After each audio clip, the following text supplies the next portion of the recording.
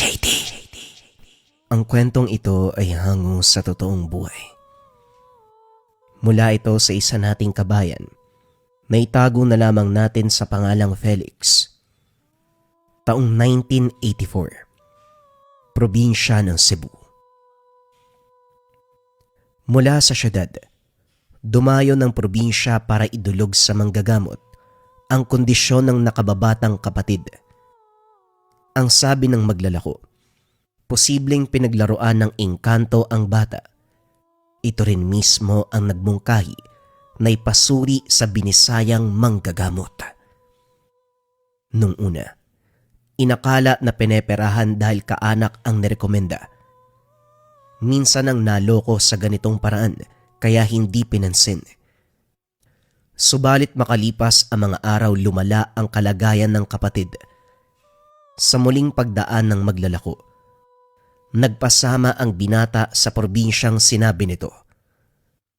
Gulat si Felix nang maabutan ang mahabang pila sa isang kubo. Karamihan sa mga ito, may kanya-kanyang karamdaman. Nag-iintay sila sa tabi. Samantalang si Mang Joel ang pumasok upang makausap ang kaanak ng manggagamot. Hindi nagtagal, bumalik para sabihing isisingit pagkatapos ng mga nakapila. Hapon na nang maasikaso. Hindi makapaniwala si Felix nang malaman na babae ang manggagamot. Ang buong akala lalaki na katulad na madalas na naririnig. Pinaghintay ng ilang sandali dahil tinatapos pa ang huling pasyente. Habang pinagmamasdan ang pamamaraan, kinabahan ng binata. Paano ba naman kasi? Ang biktima ay sinapian. Nang manlaban ay gumante ang manggagamot. Walang pigil na sinampal hanggang sa mawalan ng malay. Ayon kay Mang Joel, ganun talaga ang pamangkin niya. Katagalan, hindi na panggagamot ang tingin ni Felix kundi pisikal na away. Sabunot dito, sabunot doon. Hampas dito, hampas doon. Tinapatan ng pagiging agresibo ng sumapi. Nang sulyapan ang patpating kapatid, awa ang naramdaman ng binata. Palihim na nagpaalam kay Mang Joel na uuwi na lamang sila kaysa mabugbog ang bata. Ano ka ba? Pili lang ang pinagbubuhatan ng kamay ni Malia. Hindi naman siya nananakit kapag hindi kinakailangan. Nandito na kayo, malayo ang biyahe kaya tumuloy na lang. Asahan mo ang paggaling ng kapatid mo. Wika ni Mang Joel. Nagbuntong hininga si Felix. Nanatili. Pinanood ang susunod na kaganapan. Bugbog sarado man ang pasyente. Nagbalik sa ulirat. Gumaling. Bagay na hinangaan ng matanda. Ayon pa sa pasyente, walang nararamdaman na sampal at sabunot ng manggagamot. Lahat ng iyon napunta sa pisikal na katawan ng sumaping mambabarang. Nakahinga si Felix nang marinig ito. Sa unang tingin, natukoy kagad ang sanhi ng kondisyon. Isang kapre ang nasa likod ng paghihirap ng bata. Naibigan, ginugulo tuwing gabi. Manghihina dahil unti-unting hinihigop ang lakas. Ngayon pa lang, inangkina ng kapre ang kapatid mo. Dinadalaw tuwing gabi upang masigurado na walang ibang aaligid. Maganda ang bata, kaya hindi nakakapagtaka na matipuhan. May puno ba malapit sa inyo? Tanong ni Malia, ang manggagamot. Oo, puno ng talisay na ilang dekada nang nakatanim. Nauna pa yon kaysa sa mga residente ng lugar. Pero bata pa lang si Fatima, 11 anyos pa lang siya. Matitipuan ba ng elemento ang ganong kabata? Tugon ni Felix. Walang pinipiling edad ang pambibiktima ng mga elemento. Bata, dalaga, matanda, kapag natipuhan, pagdidiskitahan, mabibiktima talaga. Madali lang to. Bigyan mo ko ng ilang minuto para puksain ang kapre. Namangha si Felix sa ugali ng manggagamot. Puno ng kasiguraduhan ang salita. Kumunot ang noo. nang makitang dinuraan ng 3 beses ang ulo ng kapatid. Pagkatapos nun, pinulsuhan sa magkabilang kamay, sumambit ng orasyon. Ilang sandali pa umitim ang mata ng bata, nanginginig ang katawan. Ganito ang sitwasyon sa loob ng ilang minuto. Nagpatuloy ang pagsambit ng mga kataga. Ilang ulit dinuraan ang ulo sabay hilot. Nagpahid ng haplas sa katawan ng pasyente. Hindi naglaon. Nagising sa uliratang bata. Lumiwanag ang muka. Gumaan ang pakiramdam. Nanumbalik ang lakas. Isa na lang ang kailangan mong gawin. Mag-alay ka tuwing Martes at Biyernes doon sa puno na tirahan ng kapre. Kapatid mo mismo ang dapat magdasal, ha? Kailangan taimtim para makumbinsi ang nilalang. Naglabas ng pera si Felix para magbayad, pero binigyan lamang siya ng makahulugan na tingin ni Malia. Tumalikod ng walang paalam. Iyo, hindi tumatanggap ng pera si Malia. Pagkain, prutas, o bisayang manok ang kailangan bilang bayad. Wika ni Mang Joel. At dahil gabi na, nanatili muna sa tahanan ng matanda ang magkapatid. Hindi pwedeng umalis dahil bukod sa 10 oras, hindi pa nakapagbayad sa manggagamot. Napagkasundoan nila Mang Joel na samahan siya nito sa lungsod para bumili ng bisayang manok. Kinabukasan, madaling araw pa lang nag-aabang na. Pagbukas ng tindahan, naubusan sa dami ng mamimili. Kahit kakilala ni Mang Joel ang tendero, wala pa ring naitabi. Bumili na lamang ng prutas, bigas, para ihalili sa pambayad na manok. Sa kabutiang palad, tinanggap naman ni Malia.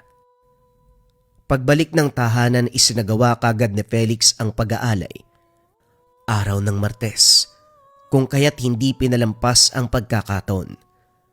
Karne ng baboy, baryang tigpipiso, at dasal ng kapatid ang inihanda. Takip silim ng magtungo sa puno ng talisay, inilapag ang alay. Sinimulan ni Fatima ang pangamuyo, subalit imbis na tanggapin ng kapre ay nagalit ito. Napansin ni Felix na may mabigat na kamay ang nakaakbay sa kanya. Kagad sumama ang pakiramdam. Ang braso ay hindi maigalaw. Nang sulyapan ng kapatid, may malabong anino sa likuran. Dali-daling nilapitan. Nawala bigla. Nang tumindi ang karamdaman ng balikat, tinapos ng binata ang pag-aalay. Pagbalik ng tahanan, labis na pagod ang iniinda ni Felix. Diretso higaan, kinabukasan ng nagising. Iba ang kutob ng binata sa kasalukuyang pakiramdam. Hindi maigalaw ang balikat hanggang sa braso. Kaunting kilos. Labis ang sakit na parabang may patalim na nakatarak sa buto. Hindi lang yun. Mabigat ang ulo na parang mabibiyak. Isa lang ang naisip. Ang biglaang nangyari kahapon habang nag-aalay. Pilit inalala ang bawat detalye. Kahit na walang tao sa paligid, isa lang ang sinisi, ang kapre. Tinanong ang kapatid kung taimtim ang pagdarasal, subalit umiling ito. Inosenteng sinabi na hindi marunong. Napabuntong hininga si Felix. Ito ang nakitang rason kung bakit nagawa ng kapre na pagdiskitan siya. Ang magagawa na lamang, mag-antay ng Biyernes para muling maisagawa ang pag-aalay. Sa pagdaan ng araw, lumala ang pakiramdam ng binata. Apektado ang buong katawan. Mabigat. Hindi maigalaw ng maayos. Dahil sa kondisyon, kinausap ng mabuti ang kapatid.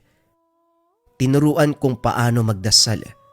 Sinikap na matapos ang pag-aalay para mawala na rin ang dinaramdam. Pagsapit ng araw, nag-alay muli ang magkapatid. Matapos mailatag ang karne at barya, sinimula ng kapatid ang pangamuyo. Sumali na rin si Felix. Taimtim ang pagdarasal. Subalit sa kalagitnaan ay may umaaligid. Mabigat ang presensya. Mararamdaman ng galit. Hindi naglaon may malakas na boses mula sa kung saan. Lumikha ng nakakakilabot na ingay. Sa puntong ito tumakbo ang kapatid sa takot. Tumilapon ang binata ng hablutin ng kung sino. Pag-angat ng tingin, nasulyapan ng malaking anino ng kapre ang nanlilisik na mga mata.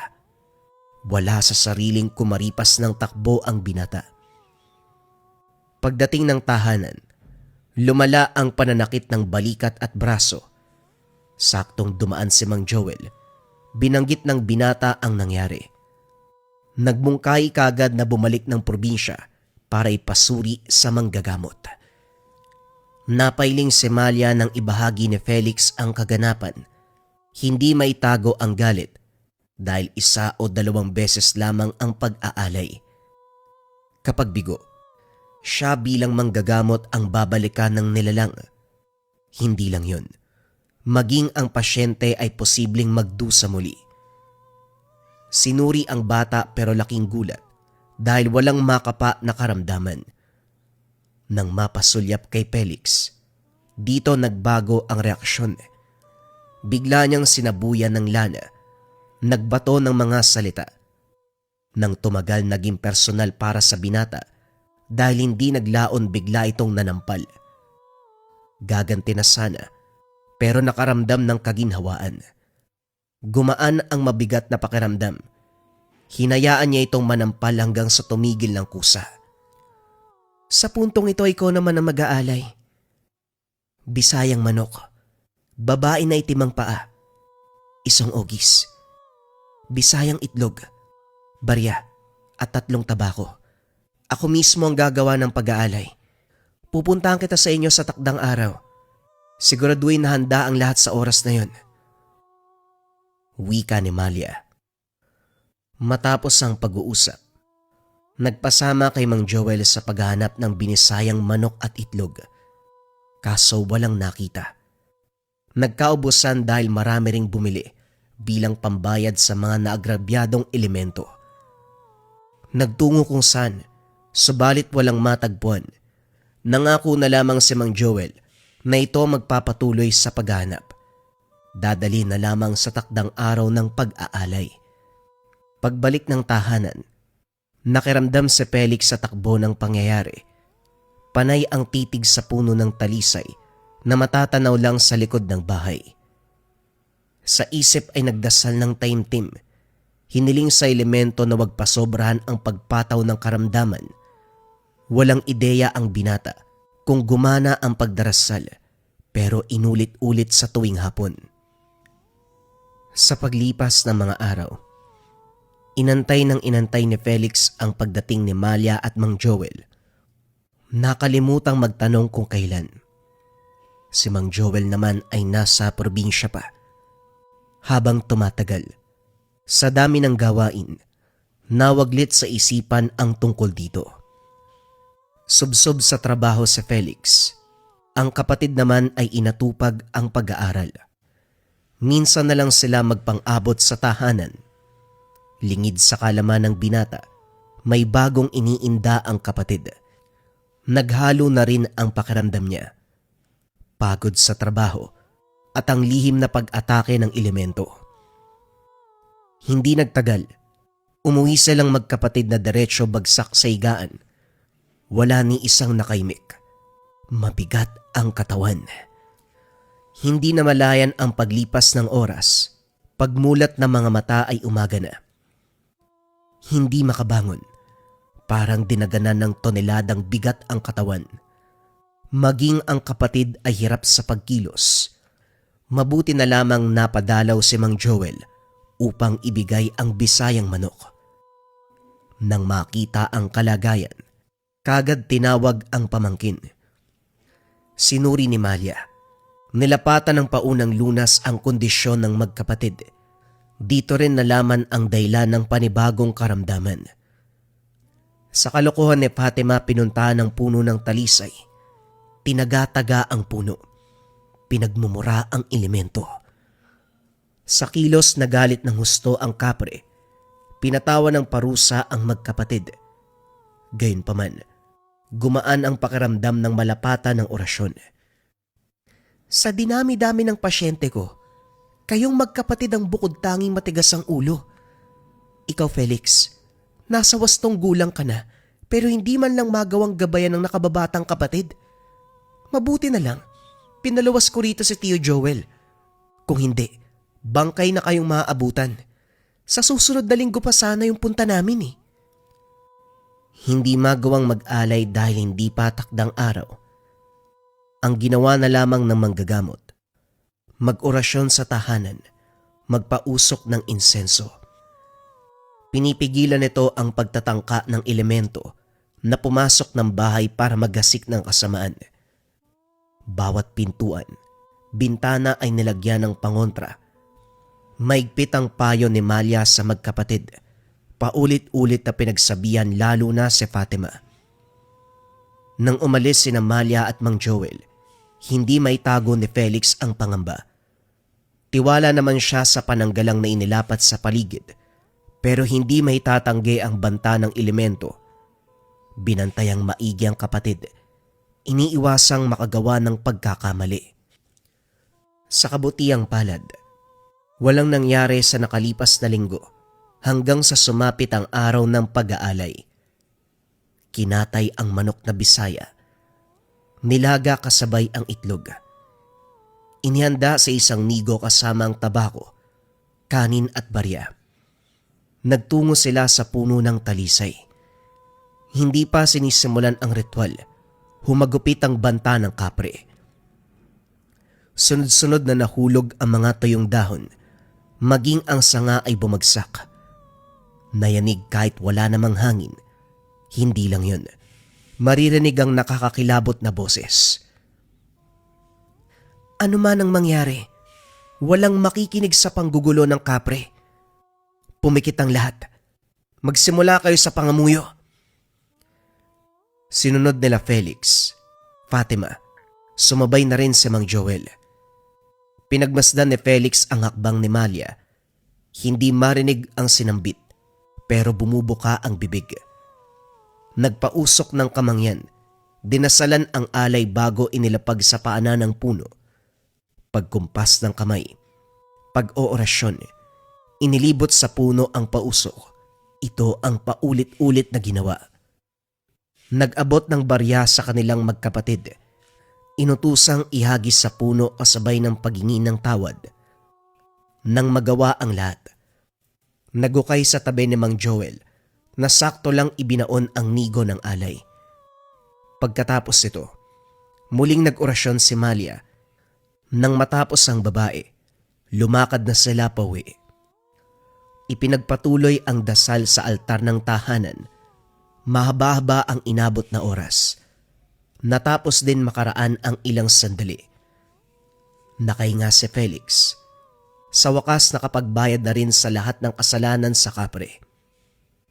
Nagmungkahi ang binata kung pwedeng palayasin sa puno ang elemento para hindi na magkaroon ng problema sa susunod. Bagay na tinanggihan ni Malia. Ayon dito, mahirap bawian ng tahanan ang mga nilalang dahil magsisilbi itong buwis-buway na laban. Kung natatakot ka na maulit-uli ang nangyari, mainam na mag-ingat kayo ng kapatid mo. Kayo ang umiwas sa panganib. Buwan ang lumipas, balik sa normal ang lahat.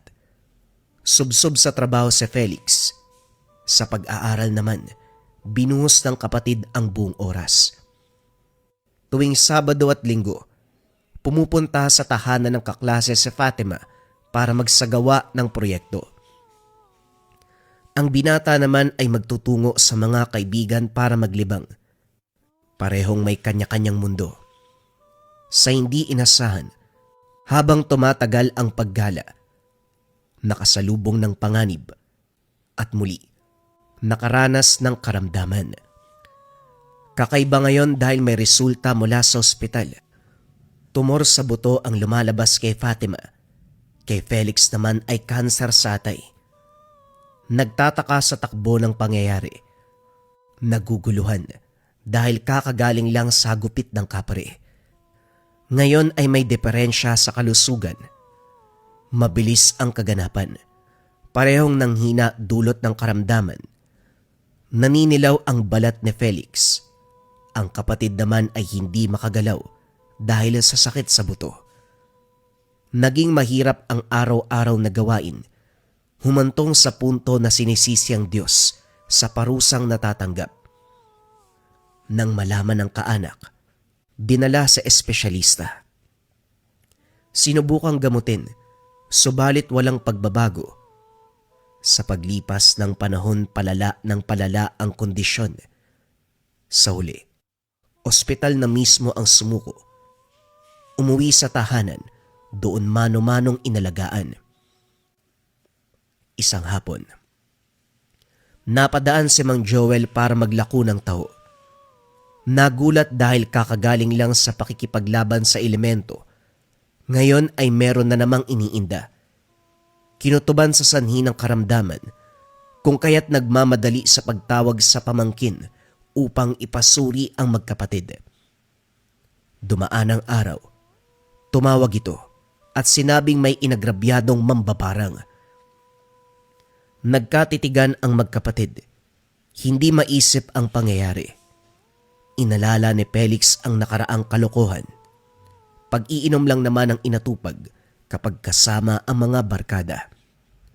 Sinigurado rin ni Fatima sa tahanan ng kaklase lang namamalagi. Walang kilala na mambabarang. Baka may nakasalubong kayong tao na nagawa ng masama. Nagalit kaya pinabarang kayo. Isipin nyo ng mabuti. Napailing si Felix. Walang sumagi sa isipan. Nakahinga kahit papano nang ipangako ni Mang Joel na ipaparating kay Malia ang kaganapan. Subalit nang malaman ng kaanak, mahigpit na tumutol. Hindi naniniwala sa ganitong klase ng pangyayari. Hindi kinilala ang barang o namang may kinalaman sa kaliwa. Mas pinaniniwalaan ang resulta sa ospital. Ipinaglalaban na malinaw ang karamdaman. Tumor sa buto at kanser. Pinaliwanag ng binata. Binanggit din na minsan na silang tinulungan ng Binisaya. Lalong nagalit ang tiyahin dahil para dito, nag-iimbita ng kamalasan ang ganong pamamaraan. Pinalis na lamang ni Felix si Mang Joel bago lumaki ang usapan. Kaya kayo nagkakasakit kasi dumulog kayo sa Bisayang manggagamot na yan. Hindi nyo ba alam na puro kamalasan ang ibinibigay niyan? Magabatang to hindi nag-iisip. Felix, tigil-tigilan mo ang pagiging uto-uto. Isang lapit pa doon ha. Makikilala niya kung sino ko. Sa banta ng tiyahin, hindi na lamang nagpakita si Felix kay Mang Joel. Patuloy sa pag-inom ng tabletang gamot. Pagpapasuri sa doktor, ilang libo na ang naubos, pero walang pagbabago sa kondisyon. Lumala pa. Nang makapagpa siya ang binata, palim na dinala ang kapatid sa probinsya. 10 oras ng gabi, kumatok sa tahanan ni Malia. Napakadami nyo namang problema. Pangatlong balik na to ah. Ano bang ginagawa nyo sa buhay nyo? Wika ng manggagamot. Mahahalata na sa boses ang inis. Pasensya ka na, kailangan namin ng tulong mo eh. Ang sabi mo kay Mang Joel Barang, gawan mo naman kami ng paraan para gumaling sa pambabarang na to. Magbabayad ako kahit magkanong halaga. Ganyan ba talaga kayo? Palaging bukang bibig pera. Bisayang manok pagkain. Makabuluhang bagay ang tinatanggap ko, hindi kasama ang pera. Pumasok muna kayo, magpahinga kayo. Bukas ko sisimulan ang pagsusuri. Nabuhayan ng loob si Felix. Subalit may gulong dumating. Sinugod si Malia. Lumabas si Malia bitbit ang itak. Sinabuyan ng langis ang mag-ina na parabang mga aswang. Ano ba Aling Merna? Gulo ba ang hanap nyo? Baka nakakalimutan mong hindi kami aswang. Kaya wag mo kaming sabuyan ng kung ano-ano. Hindi nga aswang pero mambabarang kayo. Nagalit ka ba kasi napagaling ko ang biktima mo? O umabot na sa'yo ang balita na susugurin ko kayo? Mana ka sa nanay mo. Akala ko pa naman, naibaon kasama ng katawan niya ang dugo niyo. May natira pa pala sa inyo. Para sa'yo, Aling Merna, malinaw pa sa sikat ng araw ang ginawa niyo noon. Bagay na kailanman, hindi makakalimutan ng pamilya namin. Mabuti na lang, hindi natuloy ang ligawan niyo ni Tio Joel. Dahil kapag nagkataon, madudungisan niyo ang dugo namin. Ngayon sabihin mo kung ano ang sadya niyo rito. Subukan mong galawin ang anak ko. Hindi kita papalampasin sa susunod. Tandaan mong mabuti yan, Malia. Banta ng matanda bago umalis. Nakiramdam si Felix habang nasa paligid ng ali. Tumindi ang bigat ng pakiramdam. Gayon din ang kapatid na sandaling nawalan ng malay. Pinagbigay alam ito kay Malia, pasimpleng tumugo ng dalaga.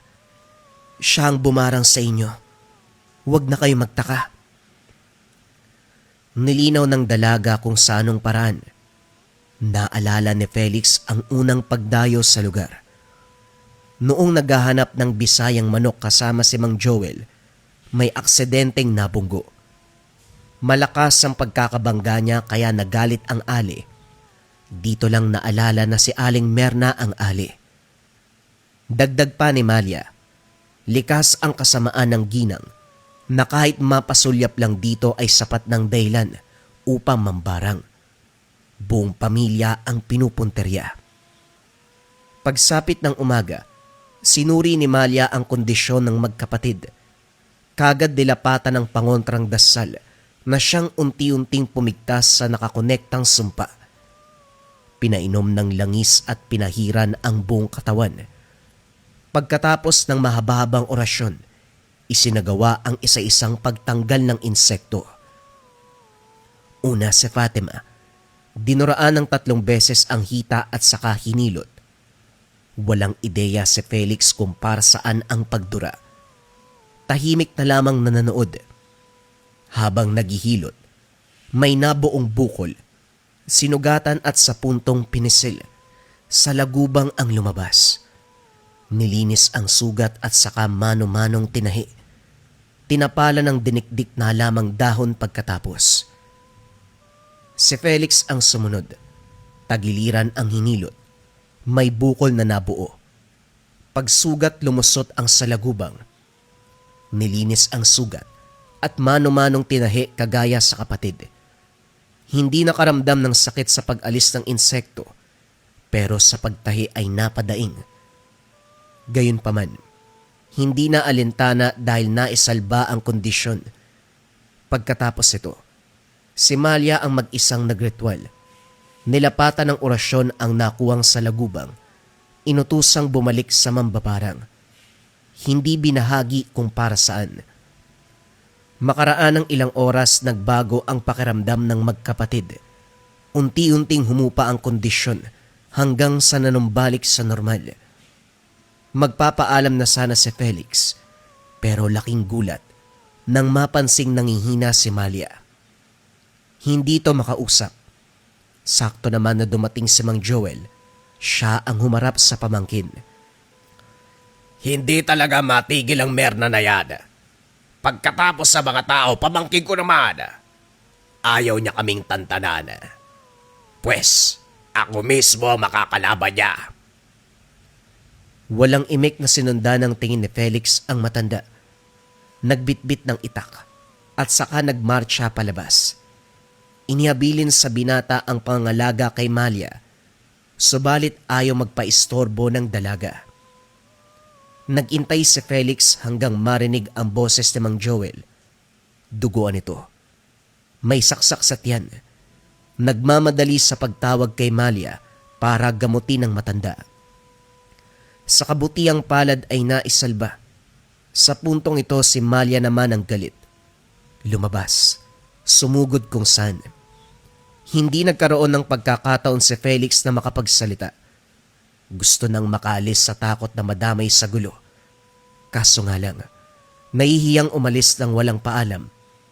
Nagintay ng tiyempo pero malaking gulo ang inabot.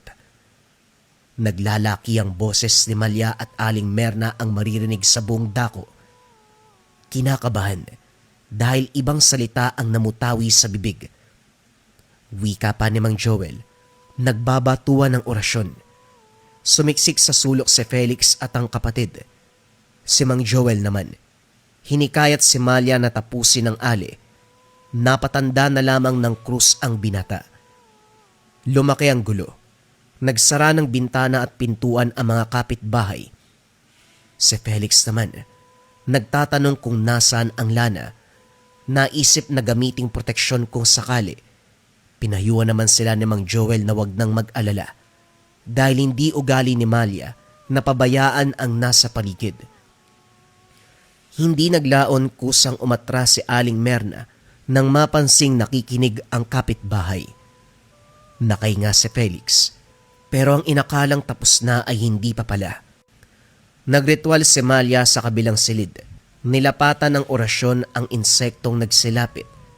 Matapos ihipan ng 3 beses, kanya-kanya sa paggapang ang mga insekto, sinamahan ng orasyon sa hangin. Nang makatsyempo si Felix, nagmamadali sa pagpapaalam. Walang imik si Malia. Sumenyas lang ito na umalis na sila. Nagmamadali sa paglalakad ang magkapatid. Nakampante ng nakasakay sa bus pabalik ng tahanan. Ilang araw matapos ang kaganapan, nagkita muli si Felix at Mang Joel. Nabalitaan na nasawi sa matinding labanan nila Malia ang mambabarang na si Aling Merna. Ang anak naman nito ay nagdurusa sa karamdaman, resulta sa kapangasan ng ina. Kinumusta ng binata si Malia. Ayon sa matanda, nasa mabuting kalagayan. Bilang pasasalamat sa tulong ng manggagamot, nagpadala si Felix ng 1 dosena ng binisayang manok. Tinuring na milagro sa ngalan ng binisayang manggagamot ang pagkawala ng sakit na ayon pa sa doktor, tumor sa buto at kanser. Taus-puso naman itong tinanggap ni Mang Joel. Naiinis man ang dalaga sa kanya dahil ilang ulit na pinsala ang katawan ng kapatid. Matapos siyang makapagpasalamat, ipinangako na hindi na sila babalik. Hindi dahil nagdaramdam, kundi mag-iingat na at iiwas na rin sa anumang banta. Natupad naman ang binitawang salita dahil sa paglipas ng mga panahon. Lumaki na walang iniinda ang magkapatid, maliban na lamang sa mga ordinaryong karamdaman. Gayunpaman, naging aral ang karanasan ng pambibiktima ng kapre at ng pambabarang sa kapatid. Kahit kailan, hindi nila makakalimutan ang isang malakas na manggagamot, si Malia, ang binisayang manggagamot. 3 patotoo sa Marahuyo Bracelet Depensa Espiritual, Rebuelta o Baliksumpa. Unang kabayan, pagkasuot ng Marahuyo Bracelet, kinabukasan, naospital yung mangkukulam na gumagambala sa kanila. Ikalawang kabayan, problema sa pagtulog ng maraming taon, ginagambala sa gabi. Magmula nang masuot ang Marahuyo Bracelet, nagkaroon ng payapang pagtulog at hindi na nananaginip ng kung ano-anong elemento, maging ng mga itim na anino. Ikatlong kabayan, ang kaibigan na mangkukulam. Ilang buwan ng pagdurusa sa sakit na hindi gumagaling. Magmula nang masuot ang Marahuyo Bracelet ay nagbago ang lahat. Nasanggi ng kaibigan niya ang Marahuyo at bagyang napaso ito. Magmula ng araw na yon naging mailap na ang kaibigan niya, kasabay ng paggaling niya sa karamdaman ay siya namang pagkakasakit ng kaibigan niya. Hanggang sa umabot sa punto, umalis na ito sa dorm kung saan sila nakatira. Ang huling sinabi nito, pasensya na, dahil lang sa inggit. Ang Marahuyo Bracelet ay depensa espiritual kontra kulam, barang, tigalpo, palipad hangin, usog o kahit anong masamang uri ng sumpa. Pero bakit ba ganon ang nangyari sa mga istoryang nabanggit? Dahil narito rin ang rebuelta, sumbalik o balik sumpa. Kung ano man ang sumpa na ibinigay sa inyo, ibinabalik sa taong nagbigay. Kung interesado ka kabayan, paki-visit lang ang shop ng Likha Merchandise. I-search nyo lang, Likha Marahuyo Bracelet. Piliin nyo ang pinakamaraming sold at pinakamataas na ratings. Mag-ingat sa mga scammers.